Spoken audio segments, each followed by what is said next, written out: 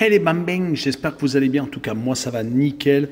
On se retrouve aujourd'hui pour une nouvelle vidéo sur les éliminatoires de l'Euro 2024 avec 8 matchs analysés entre le 12 et le 13 octobre. Les 4 premiers sont l'Espagne contre l'Écosse, la Croatie contre la Turquie, l'Albanie contre la République tchèque et la Biélorussie contre la Roumanie le 13 octobre. On aura l'Autriche contre la Belgique, le Portugal contre la Slovaquie, l'Irlande contre la Grèce et enfin les Pays-Bas contre la France, le match qui nous intéresse le plus. En tout cas, n'hésitez pas à venir nous rejoindre sur le site VIP, les réseaux sociaux.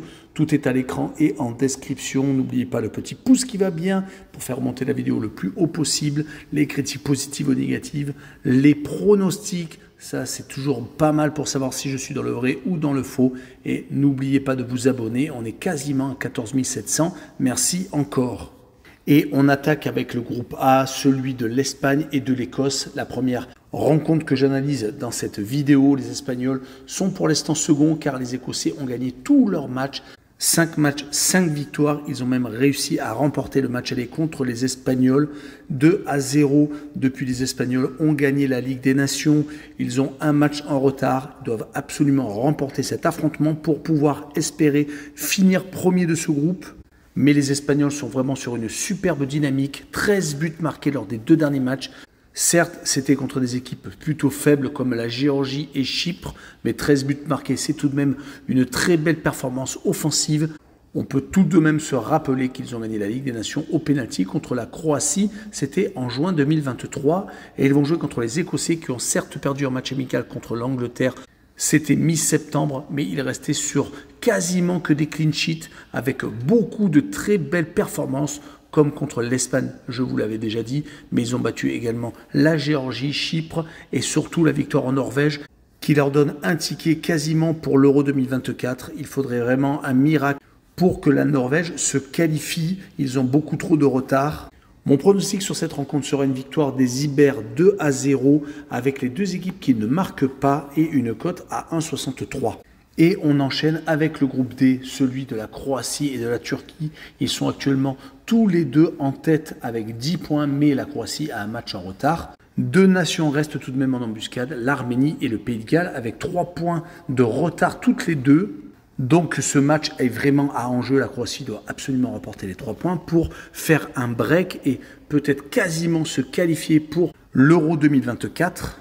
Et si on regarde les derniers matchs des Croates, à part le match nul obtenu contre l'Espagne mais perdu au pénalty en Ligue des Nations, il reste sur 4 victoires consécutives et donc ce partage de points.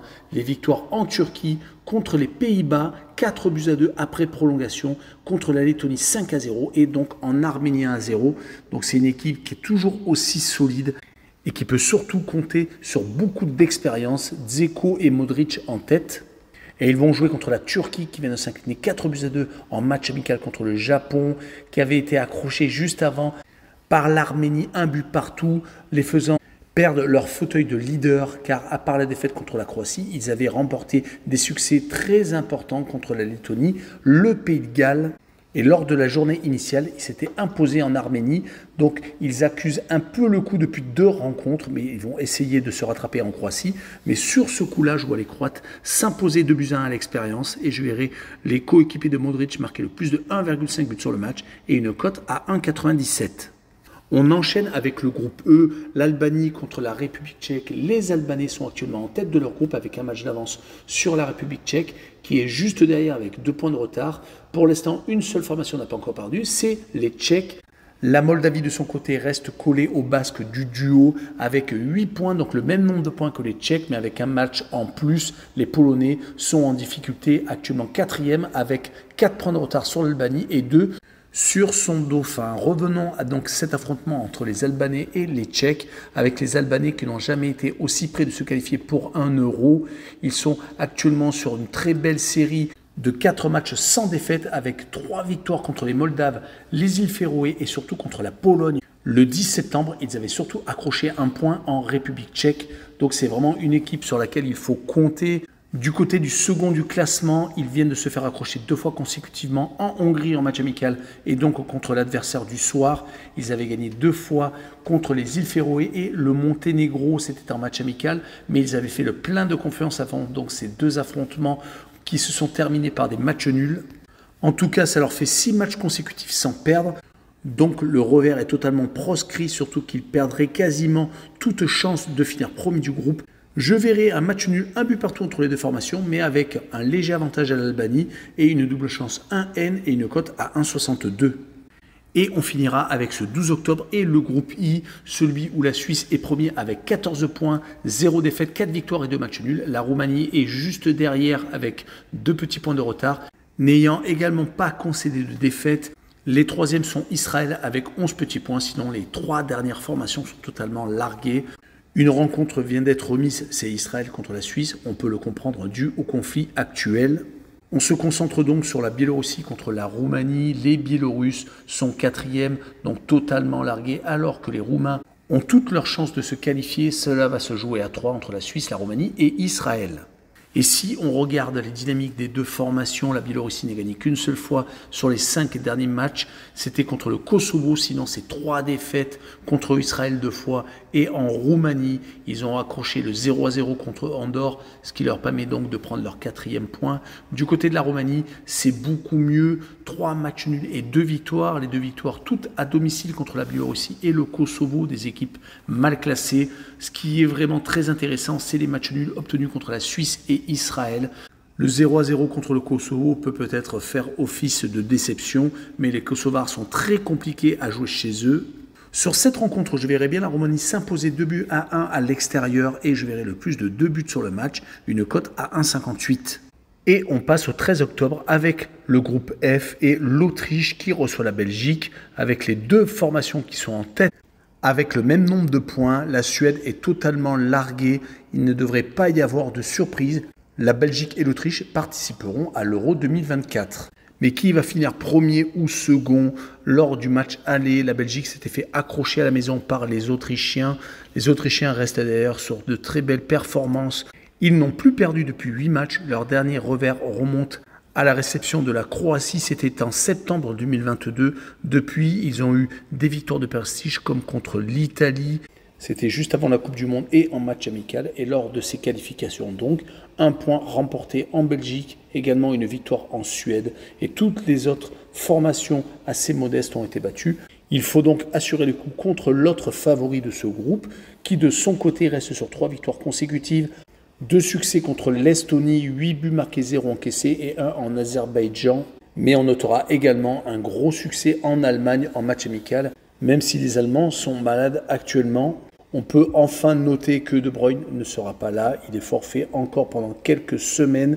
Mais les Belges pourront compter sur un Lukaku qui est en train de reprendre toute sa forme. Sur ce match-là, je vois bien un but partout avec le Away No Bet et le match remboursé. 6 victoires de la Belgique à l'extérieur pour assurer le coup avec une cote à 2,03.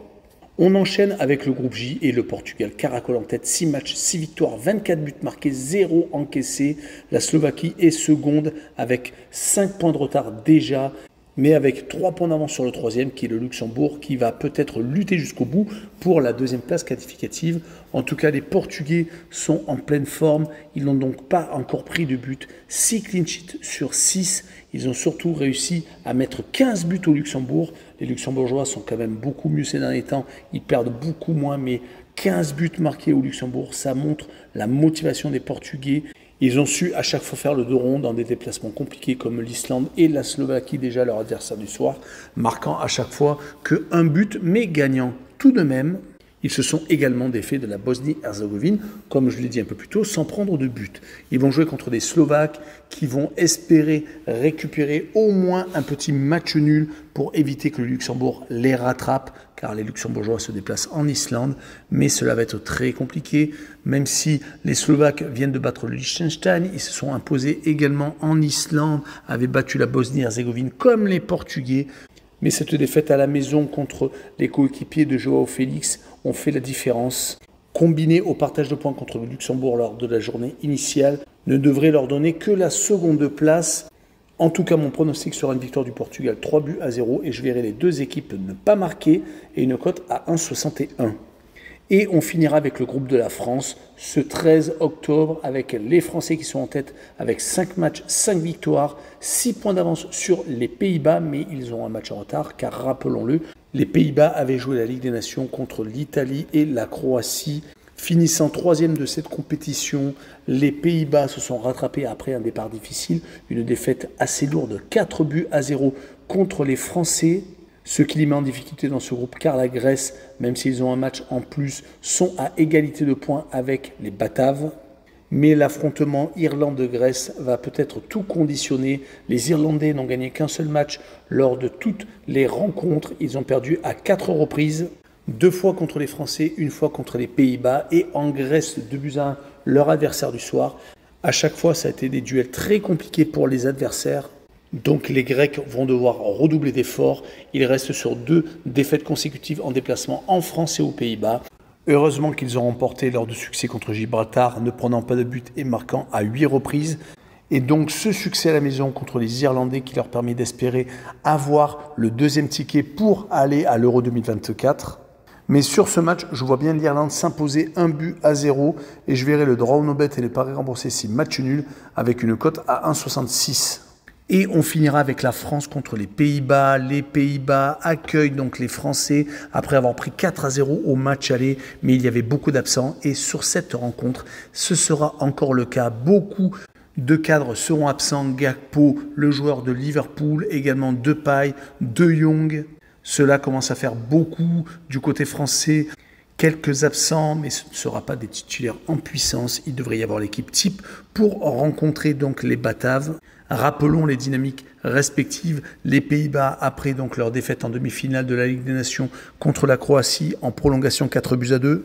Ils se sont de nouveau inclinés pour la 3e place contre les Italiens 3-2. Heureusement, ils ont réussi à se ressaisir, gagnant la Grèce et s'imposant de justesse en Irlande après avoir été menés au score. Ils n'ont donc plus le choix s'ils se font accrocher par la France. Ils vont être sous la menace de la Grèce jusqu'au bout. Et bien entendu, ils ne pourront pas finir premier du groupe. Là où le bas blesse, c'est que les Français, dans cette poule, n'ont pas encore pris de but. Ils en ont marqué 11, on fait que des clean sheets.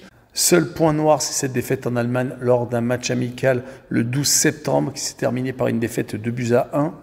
Certes, il y a eu un gros turnover, cela ne devrait pas engendrer une spirale négative, mais jouer aux Pays-Bas est toujours compliqué, surtout qu'il y aura une grosse ferveur. Mais je verrai quand même les Français s'imposer 1-0 et continuer à ne pas prendre de but. Et je verrai le draw no bet et le pari remboursé si match nul avec une cote à 1,59. Voilà, on en a fini avec cette courte vidéo. N'hésitez pas à venir nous rejoindre. Ciao les bambins!